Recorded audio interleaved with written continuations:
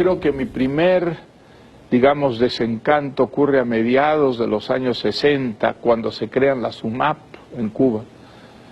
¿Qué eran las UMAP? Las UMAP era un título eufemístico, unidades movilizables de apoyo a la producción. En realidad eran campos de concentración, donde se metieron mezclados enemigos de la revolución, disidentes, los llamaban los gusanos,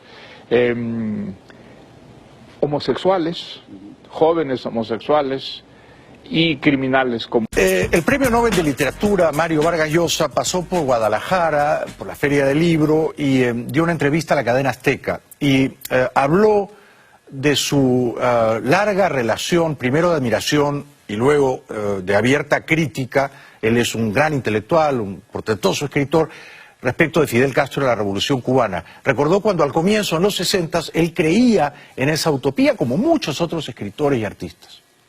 Que en los primeros años, pues parecía un modelo, digamos, que traería justicia, que acabaría con las enormes desigualdades que había en los países latinoamericanos. Además había hecho cosas en un principio que eran, digamos, muy positivas, convertir los cuarteles en escuelas, un programa de salud para que cubriera realmente al conjunto de la población.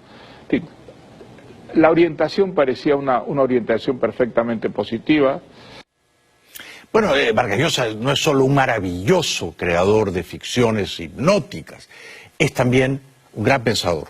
Un hombre libre, que ha tenido la honestidad intelectual de reconocer que se equivocó al creer en los 60 en la Revolución Cubana. En esta entrevista él dice que empezó a decepcionarse de la dictadura cubana a raíz de los UMAPs o las UMAPs, que eran unidades militares de ayuda a la producción. Allí mandaban los Castro a los que no querían hacer el servicio militar, o a los que eran gays, a los que eran artistas o extravagantes. Bueno, yo creo que mi primer, digamos, desencanto ocurre a mediados de los años 60, cuando se crean las UMAP en Cuba. ¿Qué eran las UMAP? Las UMAP era un título eufemístico, unidades movilizables de apoyo a la producción. En realidad eran campos de concentración, donde se metieron mezclados enemigos de la revolución, disidentes, los llamaban los gusanos, homosexuales, jóvenes homosexuales y criminales comunes. Gina Montaner lo ha recordado en una bellísima columna en el Nuevo Herald, que los Castro fueron particularmente encarnizados y sañudos en torturar y humillar a los gays en Cuba, ¿no? Ahora Mariela Castro dice que Cuba es el paraíso para los gays, pero en los 60 y en los 70 a los gays los encarcelaban, los mandaban a campos de concentración. Todo esto lo ha contado Reinaldo Arenas también. Yo no sabía esto. Vargas Llosa le cuenta al periodista de Azteca que él se reunió junto con otros escritores 12 horas largas con Fidel Castro. Efectivamente había muchos homosexuales entre ellos.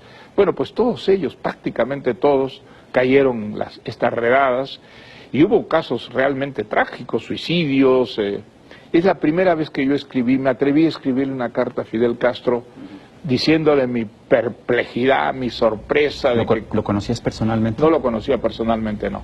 Pero a raíz de esta carta privada recibí una invitación para tener una conversación con él, a la que asistimos unos 10 escritores más o menos, que seguramente habían manifestado, como yo, mucha sorpresa y actitudes críticas, ¿no?, por la cosa de la SUMAP. Y la única vez que tuve una reunión con él, que duró prácticamente 12 horas, de 8 de la noche a 8 de la mañana. Le gustaba hablar, ¿no? Era un monólogo. Bueno, no aceptaba interlocutores, ¿no? Eran solo oyentes, ¿no? Él hablaba y uno escuchaba, y de pronto, pues en un pequeño resquicio del monólogo podía meter una pregunta.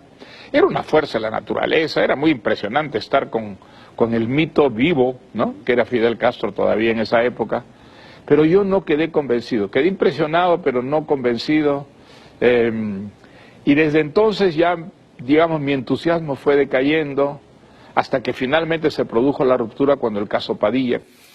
12 horas soportando la cháchara abusiva, casposa de Fidel Castro, qué horror. Pero probablemente fue la única vez que Vargas Llosa estuvo con Castro, porque esta reunión debió de producirse, me imagino yo, a fines de los 60.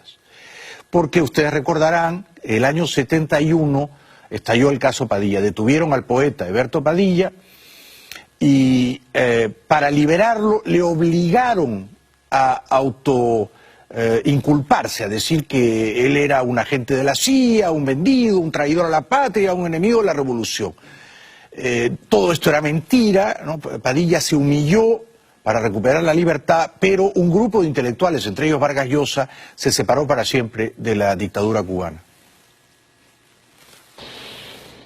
Y entonces salió de los calabozos en un acto público horrible que recordaba los juicios de grotescos Stalin, del Stalin, ¿no? Acusándose de ser agente de la CIA y acusándonos a todos los que lo habíamos defendido de ser agentes de la CIA. Fue algo tan absolutamente grotesco, lastimoso, que muchos intelectuales del mundo que habían apoyado la revolución, como Sartre, como Moravia, como Susan Sontag, firmaron nuestro manifiesto de protestas. Y pues después se produjo una ruptura, y en mi caso, y creo que el de otros intelectuales también, una revalorización de la democracia, de la tolerancia frente a la crítica. Y además para mí fue muy importante recuperar una especie de libertad que yo la sentía muy constreñida con el gran chantaje de que no había que dar armas al enemigo, ¿no es verdad? Entonces, si uno tenía críticas al socialismo, pues debía callárselas para que no las aprovechara la reacción, el imperialismo. Y con admirable lucidez, el escritor peruano español Vargas Llosa dice lo que muchos se niegan a reconocer, que las cosas en Cuba hoy, casi 6 décadas después de dictadura, están mucho peor que antes, ¿no? Pues es mentira, no es verdad. Las desigualdades en Cuba son hoy día gigantescas. Hay una nomenclatura privilegiada que come bien y que vive bien, y una inmensa mayoría que vive en la precariedad más absoluta. Y si no, ¿por qué miles, cientos de miles de cubanos tratan de irse del país arriesgando la muerte en el mar?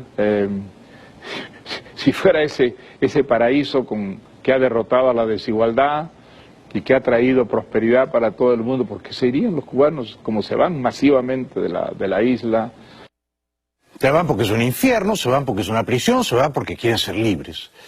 Y quienes vivimos aquí, en la libertad, lo sabemos bien. Publicidad y regresamos con los últimos disparates cómicos del dictador venezolano Maduro.